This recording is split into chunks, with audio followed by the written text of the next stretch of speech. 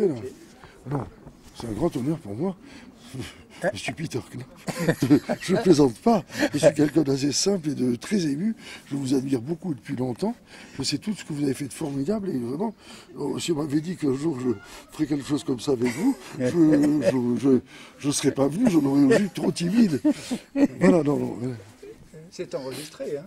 Mais moi, évidemment, moi, je vous connais parce que je visite tous les expos, hein, et comme ça, et je crois quand même, je vous ai vu 2 ou 3 fois chez Templon, non?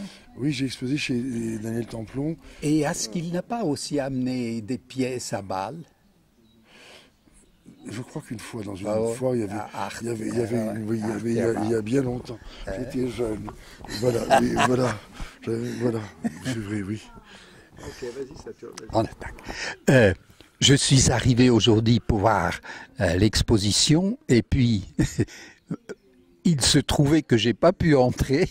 Vous êtes venu ici avec André Amact. Il m'a raconté un tout petit peu ses impressions, mais finalement, je suis obligé de demander les autres ce qu'il y a dans cette expo et ce qui les a impressionnés.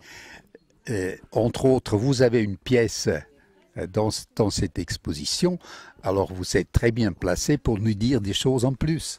Écoutez, on pourrait penser comme ça qu'effectivement, quand on est dans une exposition, quand on est un artiste, on est bien placé. Et on pourrait aussi penser peut-être le contraire.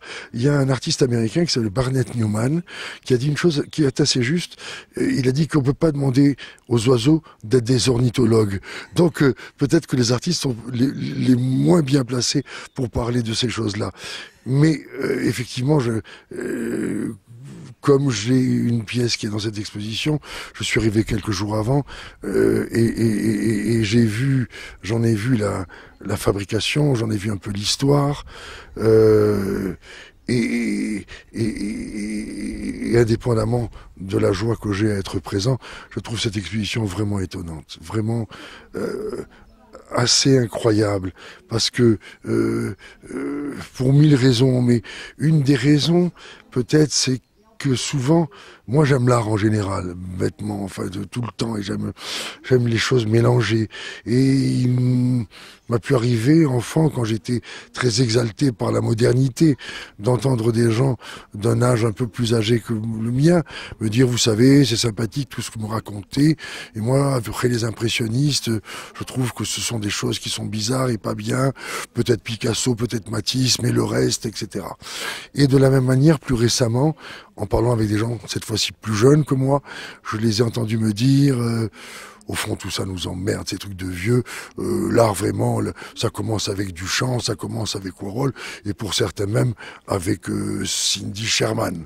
Bon, je crois que les deux ont tort, je crois que ce qui fait le génie, le bonheur, la force du monde dans lequel nous vivons, nous, ici, je parle de tout le monde est fier de ses racines et pourquoi pas les nôtres, c'est que nous sommes dans cette histoire qui a commencé il y a des siècles entre le Tigre et l'Euphrate et qui s'est continué après de Jérusalem à Rome, de Rome à Paris, dans ce monde-là, et que c'est bien que quand on a une réflexion et que pour mieux réfléchir, on regarde le maximum d'œuvres, le maximum de temps. Je pense que si on ne regardait qu'une partie des choses, on réfléchirait moins bien. Et je pense que ce qu'a voulu faire Bernard-Henri Lévy pour tenir ce discours qui lui appartient et avec lequel on peut certainement pas toujours être d'accord, mais dont on ne peut pas être sensible au travail, à la recherche, à la réflexion, qui manque un peu quelquefois dans certaines choses de l'art contemporain. Ce qui m'intéresse, c'est la manière qu'il a d'avoir mélangé les siècles et les lieux. Voilà. Et vous, où est-ce qu'il vous a placé dans son histoire? Qui est avant vous et qui est après vous? Alors, la chronologie est c'est pas, et c'est une chronologie qui est reproduite à chaque fois, qui pose une question. Comme vous l'avez vu, il y a ce qu'il appelle 7 moments, qu'il devait appeler 7 stations au début, et puis le mot station est un peu trop connoté, donc il y a 7 moments. Et moi je suis à la fin dans un moment où je me trouve d'une manière absolument indigne, mais dont je me réjouis, entre 2 cranards d'un côté et un Titien en face. Alors écoutez, je ne peux pas vous dire que je suis mécontent, mais il y a aussi un formidable Immendorf, un très beau tableau de Marco Del Rey, un magnifique Rébérol, et puis d'autres que j'oublie parce que je suis un peu pris de court, comme on dit, par vous, par le micro et la caméra, mais voilà. Et l'écriture a évidemment une grande importance, j'imagine, dans cette exposition. Est-ce qu'elle est affichée entre les tableaux ?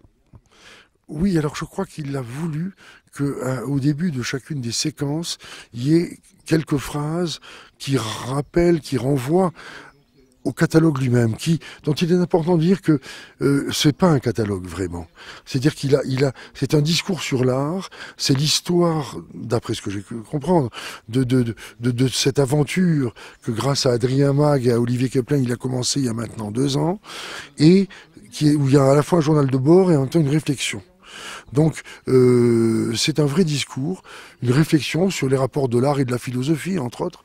Et il a voulu, au début de chacune des séquences, quelques phrases redisent ce souci, qui bien évidemment ne dispense pas de se retourner vers le livre catalogue et de le lire, parce qu'il y a vraiment des choses intéressantes, des choses formidables, même étonnantes, par exemple sur le rapport entre l'image et le judaïsme, dont on pensait tous avoir une idée, et puis il se trouve que Bernard-Henri Lévy démontre que c'est pas si simple que ça, que l'interdiction de l'image dans le judaïsme n'est pas aussi juste, aussi vrai, aussi forte qu'on le croyait, tout ça argumenté par un discours dont je serais bien incapable ni de vous le répéter, ni de l'avoir tenu, mais qui m'a arrêté, enfin, que j'ai lu avec intérêt. Et, Merci.